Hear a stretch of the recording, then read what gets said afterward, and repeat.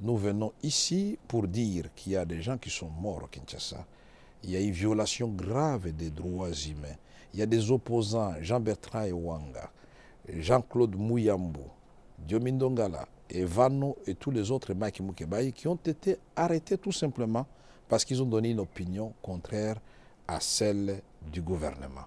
Et ceci est insupportable parce que le peuple a eu gain de cause. Le président Kabila avait la première stratégie de changer la constitution. Nous l'avons stoppé net. Il a voulu passer par les glissements. Le peuple s'est réveillé le 19 janvier pour dire au président Kabila, nous préférons que vous marchiez sur nos cadavres plutôt que de vivre encore un autre mandat de souffrance. Et le président Kabila doit comprendre, et c'est ce que nous sommes en train de dire à travers le monde entier, qu'il existe une vie après la présidence de la République. Maintenant que le recensement n'est plus une condition pour faire les élections, surtout présidentielles, législatives, nationales, maintenant que la date de ces élections est connue, c'est-à-dire le 27 novembre 2016, maintenant que nous savons que Kabila va partir effectivement le 19 décembre 2016 à minuit, et enfin maintenant que nous savons que le 20 décembre 2016, il y aura prestation de serment ou entrée en fonction du nouveau président élu, nous disons au peuple congolais de se mettre en ordre de bataille, à l'opposition de se rassembler. Voilà pourquoi nous parlons d'une même voix, que ce soit en Europe, à Kinshasa, dans notre pays et ici en Amérique, nous avons parlé du calendrier électoral qui est surchargé et assorti de 23 contraintes. Ce calendrier est certes global, mais n'est pas consensuel, il n'est pas réaliste, il n'est pas réalisable, parce que le budget est de 1,140 milliard de dollars américains. Pour un pays qui a des recettes propres de 4 milliards, nous disons que c'est une espèce de piège qu'on est en train de mettre dans le processus parce qu'on n'aura jamais cet argent. Nous disons que ce calendrier n'est pas réalisable ni réaliste parce qu'il nous donne l'organisation des élections provinciales, législatives donc provinciales, et les élections municipales, locales et urbaines le même jour. Ça fait 1500 circonscriptions électorales, 19 000 candidats, 5 millions de listes qu'il faut consulter. C'est fastidieux et ils savent très bien que ce ne sont pas les mêmes circonscriptions. Ce n'est donc pas faisable. Voilà pourquoi l'opposition, à partir de Kinshasa, nous avons dit on ne critique pas seulement, mais nous faisons une proposition pour rendre ce calendrier réaliste. Nous retenons seulement dans la proposition de l'opposition, les élections provinciales, parce qu'il faut changer les gouverneurs de province. Et pour les changer, il faut passer par l'élection des nouveaux députés provinciaux qui seront dotés d'un mandat et de la légitimité pour élire de nouveaux gouverneurs. Il faut avoir de nouveaux sénateurs. Et en 2016, nous nous focalisons uniquement sur l'élection présidentielle et les élections législatives nationales. Et nous disons, pour nous l'opposition, c'est ça la proposition. Nous ne voulons pas qu'il y ait de bain de sang dans notre pays et nous disons aux amis du pouvoir que le peuple congolais a besoin de l'alternance et du changement. Vous avez fait mention tout à l'heure des événements qui ont endeuillé Kinshasa, des événements, manifestations violentes. Et nous savons que juste après ces événements, l'Église catholique avait appelé à la prudence. Avez-vous des assurances que le gouvernement ne va pas opérer ce que vous appelez glissement, malgré ce qu'il dit, ce qu'il affirme, et que Kabila ne se représentera pas au prochain mandat, à la prochaine élection? Nous n'avons pas des assurances que le pouvoir en place ne va pas multiplier des subterfuges pour nous amener vers le glissement. D'abord, le calendrier en lui-même, si on le garde dans l'état où il se trouve, c'est déjà une garantie qu'il y aura glissement. C'est pourquoi nous disons que ce calendrier est dangereux, parce qu'il peut amener même des troubles sur le plan de groupement et même des chefferies et des secteurs. Nous disons, en ce qui concerne la probable candidature du président Kabila, nous disons si le plan constitutionnel, il n'a plus les moyens de le faire, si le plan politique et social, le peuple congolais est debout, je ne sais pas, il va le faire avec quel peuple. C'est pourquoi nous disons, le président Kabila doit choisir entre terminer constitutionnellement son deuxième mandat en paix, ou alors il s'est dit, bon, moi Kabila, je vaux plus que tout le peuple congolais et endeuiller le peuple congolais. C'est aussi simple que ça. Moi, j'ai toujours rappelé l'exemple du président Blaise Compaoré, qui avait beaucoup fait pour les Burkinabés, soit dit en passant, Mais le peuple burkinabé avait dit, monsieur, vous avez fait votre temps, vous devez partir. Le président Kabila doit lire les signes d'État et tirer les leçons de l'histoire des autres présidents de la République. À l'époque, Bill Richardson est venu voir le maréchal Mobutu pour lui dire, entre votre ego et l'avenir du peuple zaïrois, nous vous demandons de considérer que vous appartenez au passé. Il a dit non. Je suis un homme, je veux mourir l'arme au poing. Quelle a été la suite? Aujourd'hui, John Kerry a vu Kabila pour lui dire la même chose, qu'il ne faut pas toucher à la Constitution et il ne faut pas vous représenter. Mais il n'a fait que répéter ce que le peuple congolais avait dit, ce que l'Église catholique avait déjà réclamé, et nous pensons que le président Kabila va fermer, boucher ses oreilles à tous les flatteurs de son entourage qui le poussent vers un scénario catastrophe. Vous avez vous-même été candidat en 2011 et en 2016, pensez-vous être aussi candidat? Vous savez, à l'opposition, nous avons changé de méthode. Quand vous ne vous donnez pas rendez-vous avec l'histoire, vous serez amené à faire les mêmes erreurs chaque fois. Nous avons commis des erreurs en 2011, il faut qu'on les corrige maintenant. La première erreur que nous avons commise en 2011, c'était de focaliser la discussion de l'alternance au pouvoir si les individus, au lieu d'amener cette question au niveau de la vision, au niveau d'un programme commun de l'opposition. C'est pourquoi l'opposition a plusieurs étapes de bataille. La première bataille, c'était de gagner contre Kabila si la révision de la Constitution. Ça, c'est gagné. La deuxième bataille, c'était d'empêcher au président Kabila d'utiliser les recensements pour la prolongation de son mandat. Ça aussi, c'est gagné. La troisième bataille, c'est la bataille du calendrier. Nous voulons un calendrier aéré, réaliste et réalisable. Mais alors, la bataille qui va suivre après, ça sera, puisque nous sommes rassemblés, des gens dans l'opposition, ça sera de nous unir autour d'une vision commune, un programme commun de l'opposition. Et quand on a un programme commun, une vision commune, les personnes qui doivent concrétiser ce programme, leur choix devient facile. À ce moment-là, on parlera de la candidature unique de l'opposition, on parlera de qui doit faire quoi, dans quel domaine, et les gens vont se donner des garanties mutuelles tout en sachant que l'opposition n'a pas le monopole de l'expertise et de la connaissance.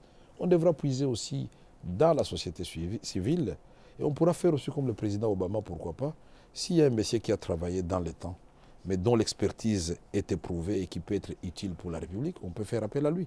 Voilà, et la place de la jeunesse et de la femme dans tout ce que nous allons faire.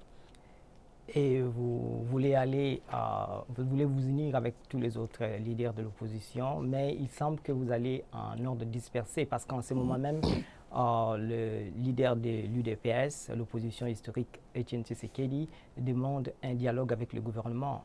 Qu'en est-il pour vous? Oui, nous respectons le point de vue des uns des autres. Vous devez savoir d'abord que la démocratie, ce n'est pas l'unanimisme. Quand un seul parti, sur la multitude des partis de l'opposition, prône une position, il ne faut pas dire que l'opposition est divisée. C'est une position qui n'est pas d'ailleurs en contradiction avec notre position, mais seulement nous considérons que ce n'est plus le moment de dialoguer avec le président Kabila. Et qui nous a donné cette leçon, c'est le président Etienne Tshisekedi lui-même qui avait dit que le président Kabila ne respecte pas ses engagements.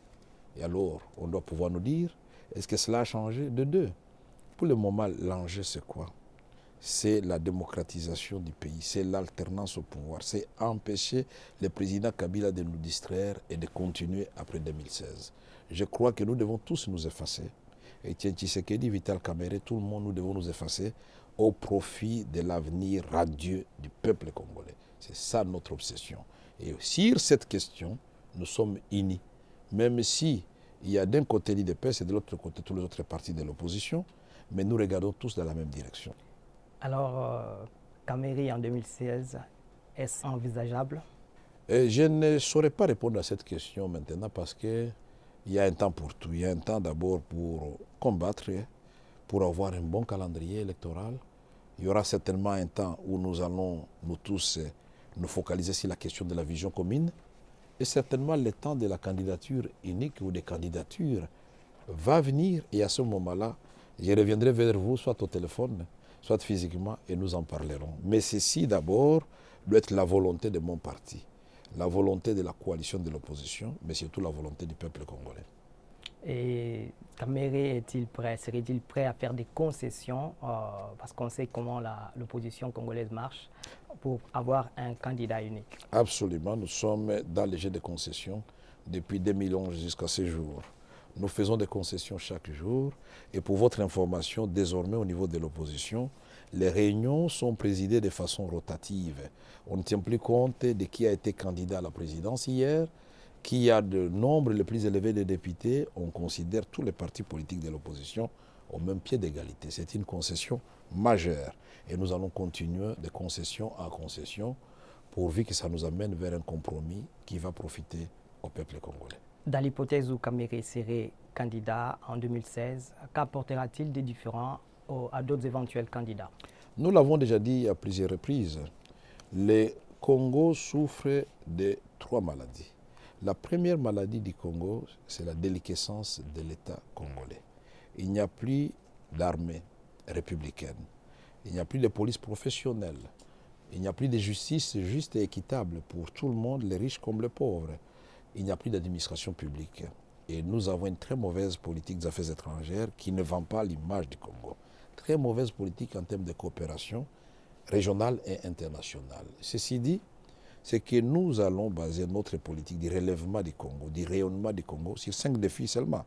Le premier défi, c'est le défi du changement climatique, où le Congo est la deuxième chance de l'humanité après le Brésil. Nous disons le deuxième défi, c'est le défi de l'eau potable et l'eau douce, où le Congo vient en 3e position après le Canada et les États-Unis d'Amérique.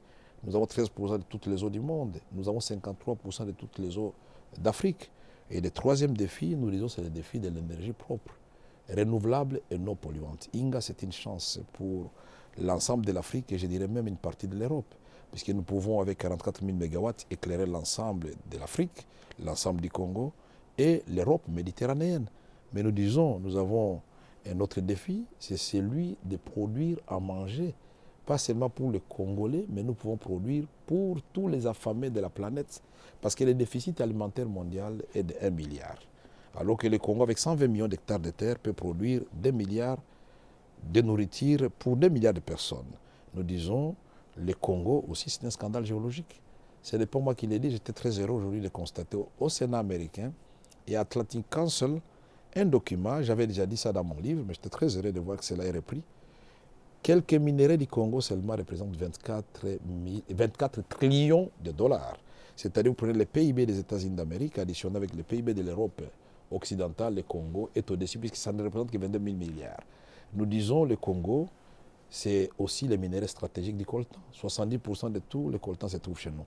Avec ça, nous allons mettre effectivement l'expertise congolaise locale et la diaspora en compétition, à contribution. Et les jeunes comme les femmes vont travailler et nous allons toucher les paysans au village et le Congo. Et les Congolais vont changer, ils vont rayonner d'espoir et de bonne vie. Et comment pensez-vous résoudre la problématique de l'insécurité dans ce pays qui est instable depuis la guerre du Rwanda? J'ai répondu à cette question quand j'ai dit que la première maladie du Congo, c'est la déliquescence de l'État. Quand nous avons perdu l'armée républicaine, jadis, l'armée congolaise était appelée à la rescousse du Tchad pour récupérer une partie du Tchad qui avait été envahie par la Libye. Et les ex-FAS avaient gagné cette guerre-là. À l'époque, les ex-FAS étaient partis au Rwanda, ils étaient partis dans beaucoup de pays où ils ont démontré que le Congo avait une armée. Maintenant, nous n'avons plus d'armée. Le Congo est assisté et éternellement assisté par la MONUSCO. La seule guerre que nous avons gagnée, c'est avec la brigade internationale contre les M23. Mais nous disons maintenant, nous devons prendre cette question à cœur. Il y a la question des FDLR, des ADF Nalou, des FNL à l'est du Congo. Il faut les appliquer les DDRRR. Désarmement, démobilisation, rapatriement, réinsertion, réinstallation. Et les Maïma, il faut les appliquer les DDR, désarmement, démobilisation et réinsertion sociale. Pour les Maïma, nous allons créer des centres de formation professionnels, ils vont apprendre les métiers, l'agriculture, la mécanique auto, électricité, construction, menuiserie, pour que nous puissions leur arracher la Kalachnikov de la main et y placer un outil de production et de développement. Et que les ex-FAR interahamouins, pour ceux qui ne seraient pas en mesure de rentrer au Rwanda, qui prennent la direction d'autres pays d'accueil. Mais nous ne voulons plus qu'il y ait un seul groupe armé à l'est du Congo ou ailleurs sur le territoire congolais. C'est une question de volonté politique. Nous allons le faire. Brièvement, un mot sur les procès que vous avez en ce moment même sur le dos. J'ai dit que ceci, d'abord, c'est l'argument des faibles. Parce que nous avons agi en tant que président du parti politique pour faire rapport aux observateurs de la Commission électorale nationale d'indépendance pour communiquer les allégations de fraude. Ce sont des allégations qui doivent être confirmées ou infirmées par les observateurs. Et ceci est protégé par la loi. Donc, j'ai agi comme président de l'UNC et la loi me protège et protège mon parti. Et donc, s'il fallait attaquer, et d'ailleurs, il n'y a pas matière, puisqu'il n'y a pas crime, il n'y a pas infraction, on devait, dans le pire des cas, attaquer mon parti. Mais quand on touche à M. Kamere, chaque fois qu'il y a un événement important, remarquez que c'est après les événements du 19 au 25 qu'on nous demande d'aller encore en procès. Et nous n'allons pas nous fatiguer. Nous savons, et je l'ai toujours dit, qu'il y a des gens qui commencent en prison pour terminer au trône. Il y en a qui commencent au trône pour terminer leur course en prison. Mais il ne faut jamais baser la gouvernance sur la haine et sur l'injustice. Ça, toujours un retour de manivelle très dangereux. Voyez-vous Kabila jouer un rôle au cas où il ne se représentait pas pour un troisième mandat? Déjà, le fait de ne pas se représenter, c'est jouer un rôle très positif pour le pays, puisqu'il aura libéré le chemin de la démocratisation du pays, il aura libéré la place pour l'émergence d'un nouveau leadership, pour le développement du pays. Et puis le reste, nous avons dit que l'opposition est dans une position et une prédisposition de faire une proposition de loi pour un statut d'ancien président de la République, une loi impersonnelle, pour fixer les rangs du président de la République, ses émoluments, l'ancien président de la République, sa sécurité, combien de gardes, sa résidence et sa locomotion, c'est-à-dire sa logistique. C'est très important que nos anciens présidents de la République en vie vivent comme en Tanzanie, comme au Ghana, comme au Nigeria, comme au Mozambique, comme au Kenya et comme dans beaucoup de pays que nous respectons aujourd'hui. Merci beaucoup de votre disponibilité. C'est moi qui vous remercie.